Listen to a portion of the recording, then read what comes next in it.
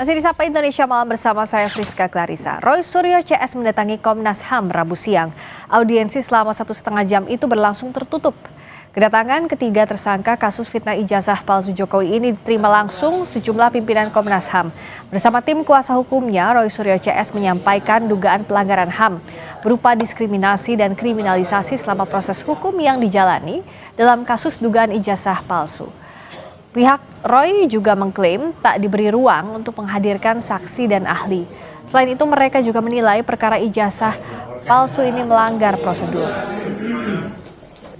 Kalau ini bukan bukti yang termasuk yang di-highlight adalah ketika status kami naik menjadi tersangka, kemudian kami kena cekal, kemudian kami kena wajib lapor. Itu adalah pelanggaran hak asasi manusia yang luar biasa berat.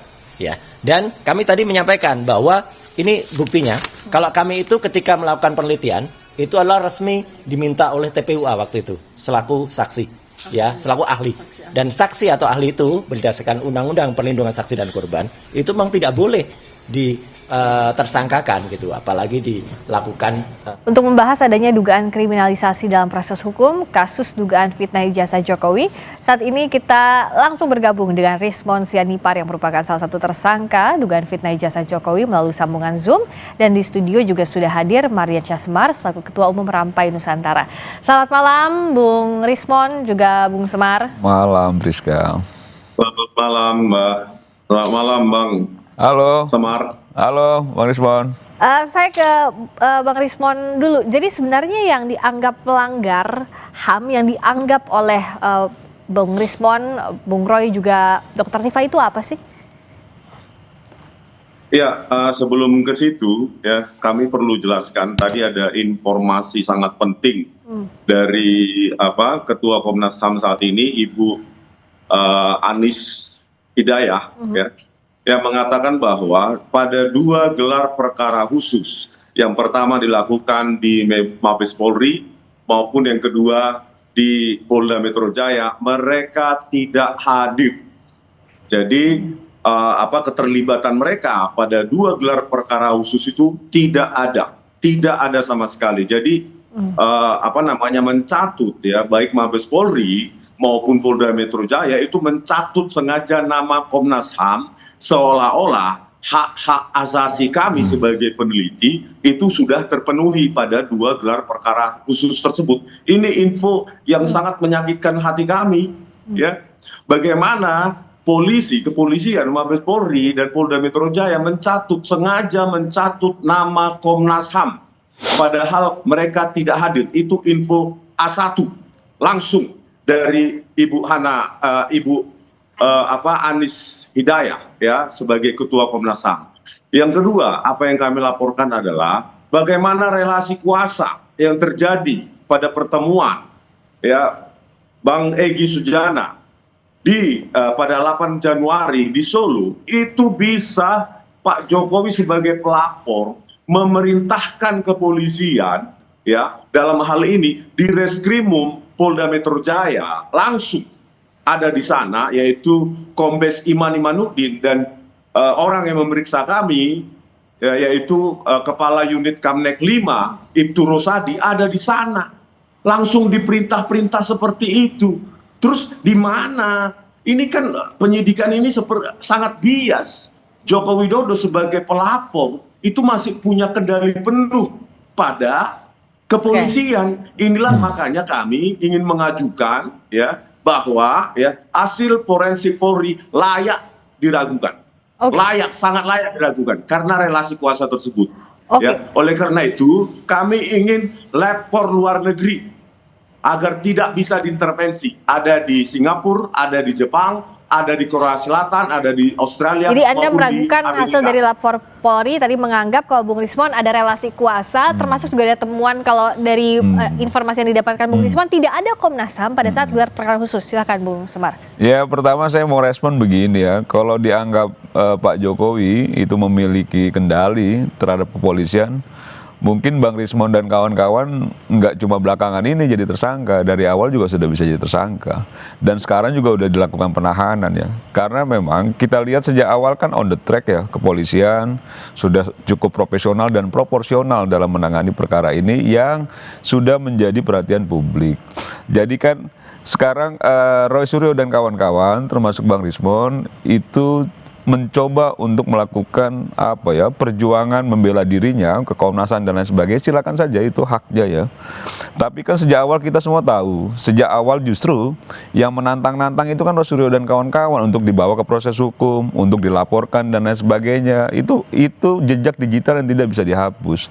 Nah, ketika sudah dilaporkan oleh Pak Jokowi dan akhirnya berproses, sekarang membangun narasi, orang menyampaikan kritik, orang melakukan penelitian, kok dikriminalisasi. Nah, ini yang menurut saya memang akhirnya mungkin Roy Suryo dan kawan-kawan tidak menduga bahwa proses hukum itu bisa berlanjut seperti saat ini, yang akhirnya memang kasusnya sudah pelimpahan ke kejaksaan, bahkan sudah ada perpecahan juga di antara 8 tersangka ini ketika Bang Egy mengajukan restoratif justice dan keluar SP3. Berarti kan sudah tidak solid. Dugaan kita selama ini bahwa kapalnya sudah oleng, udah betul-betul oleng dan mungkin sebentar lagi karam. Nah, tinggal lagi sekarang bagaimana orang-orang yang memang masih mendapatkan ancaman hukuman pidana ketika ini berproses secara pengadilan, itu kan ingin coba untuk membela dirinya, dan silakan saja. Tapi jangan juga ketika polisi tidak melakukan penahanan ketika diperiksa dulu, Bang Rismon dan kawan-kawan menyatakan provisi sangat baik, sangat profesional dan lain sebagainya. Sekarang ketika tidak menguntungkan, menganggap polisi dikooptasi, polisi itu masih pengaruh Pak Jokowi. Ini yang menurut saya narasi-narasi yang dibangun, narasi-narasi yang sesat ke publik, dan sebenarnya akhirnya mengganggu juga gitu ya kondusivitas yang secara akal sehat itu sudah tidak masuk akal ya.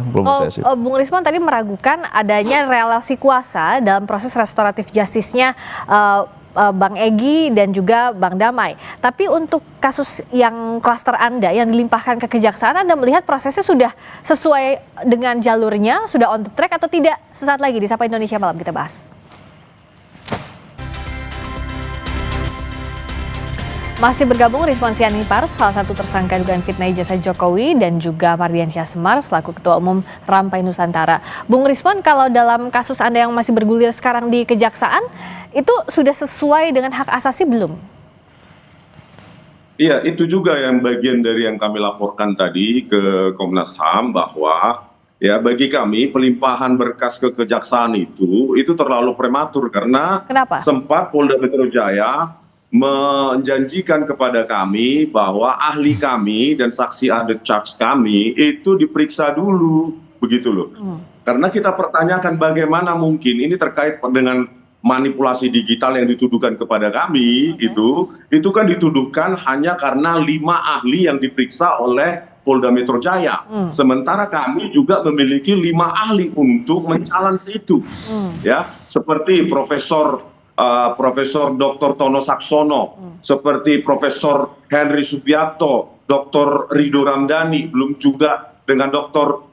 Leoni dan lainnya. Jadi harusnya Polda Metro Jaya melengkapi itu dulu, mendengarkan ahli dari kami, bukan hanya sepihak 5 ahli forensik digital yang memvonis kami memanipulasi dan menuduh kami dengan sangkaan pasal 32 dan 35 Undang-Undang ITE tanpa mendengar ahli dari kami, dan secara prematur dan tanpa dasar ya di Reskrimum Polda Metro Jaya ya Kombes Imanuddin menuduh buku Jokowi's White Paper itu tidak ilmiah. Apa dasarnya? Gitu loh. Yang kedua ya. Ya, Bung Rismon, silakan. Ya, yang kedua, bagaimana mungkin ya itu langsung diberikan setelah itu, hanya beberapa hari setelah Bang Egy Sujana itu mendapatkan restu untuk RJ dari Pak Joko Widodo. Ini kan sangat dekat, korelasi antar relasi kuasa itu kan sangat tercium di sini. Ya. Jadi itu yang mau kami sampaikan. Iya, tadi timeline itu dianggap semakin menguatkan adanya relasi kuasa dan dianggap tidak diberikan kesempatan yang setara untuk Bung Roy Suryo CS. Enggak lah, sejak awal juga kan menurut saya ya sudah cukup diberi ruang lah buat Roy Suryo dan kawan-kawan dalam proses hukum yang kemarin. Apa bandingannya bahwa itu memang sudah fair dilakukan? Ya sekarang begini, ini kan kasus yang sangat sederhana sebenarnya. Kasus ketika dituding oleh Roy Suryo dan kawan-kawan termasuk Bang Rismon bahwa ijazah Pak Jokowi palsu, itu lalu dilaporkan oleh Pak Jokowi karena merasa bahwa itu tidak benar, itu fitnah. Ijazah Pak Jokowi asli. Dan itu yang akhirnya dilaporkan secara hukum. Nah ini soal yang sangat sederhana sekali, apalagi alat ujinya Roy Suryo dan kawan-kawan, Bang Rismon itu alat ujinya bukan ijazah langsung Pak Jokowi, ijazah yang diambil dari medsos. Gitu loh, udah jelas itu ijazah fotokopian, ijazah yang dikopi, diteliti, itu kan sudah masuk unsur pidananya. Kalau kita bicara soal tindak pidana, selesai situ. Tapi karena memang ini terlalu banyak ya drama-dramanya, terlalu bising, terlalu gaduh, sehingga akhirnya polisi melihat bahwa ini perlu didudukkan sebaik-baiknya kasus ini. Dan itu dilakukan. Misalnya ada beberapa yang diminta sama Roy Suryo dan kawan-kawan kan juga diakomodir, kan begitu ya. Misalnya apa? Gelar perkara khusus dan lain-lain itu kan juga diakomodir. Nah ini yang menurut saya ketika tidak menguntungkan akhirnya menuding-nuding polisi tidak profesional, ada relasi kuasa.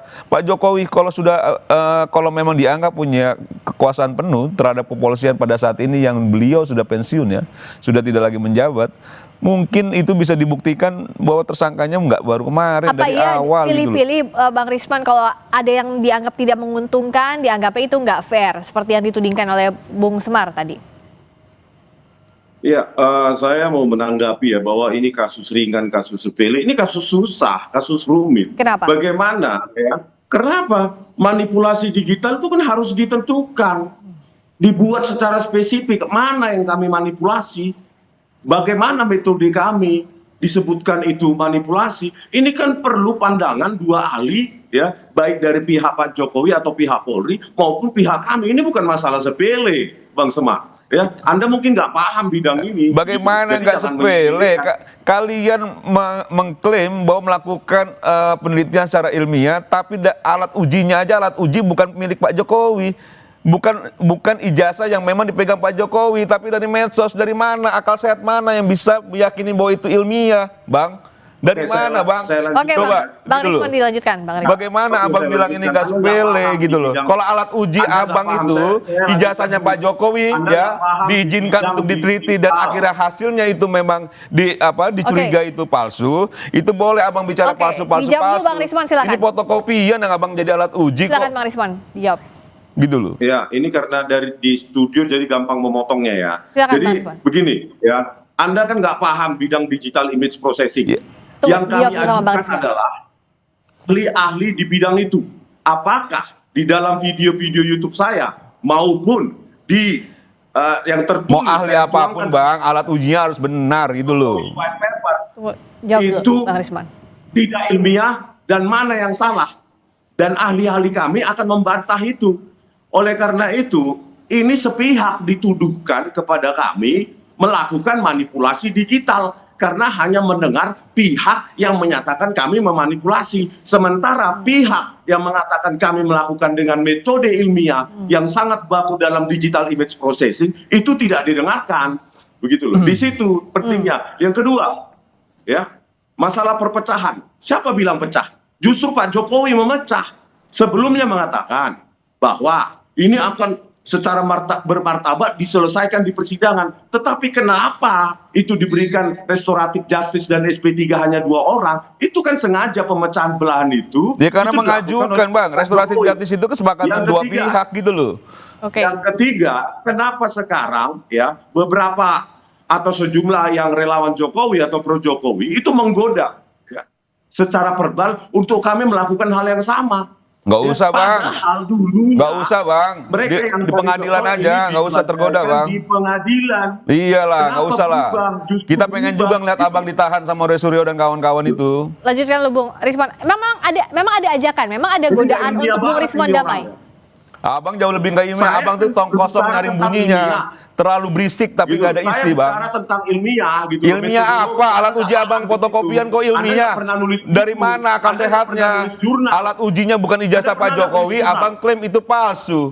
Dari mana ilmiahnya, Saya Bang? sejak tahun 2002 Dari mana?